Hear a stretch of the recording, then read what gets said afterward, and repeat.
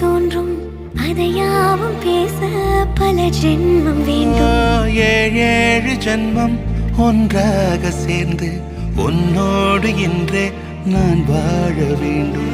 காலம் முடியலாம், நம் காதல் முடியுமா? நீ பார்க்க பார்க்க காதல் கூடுதே.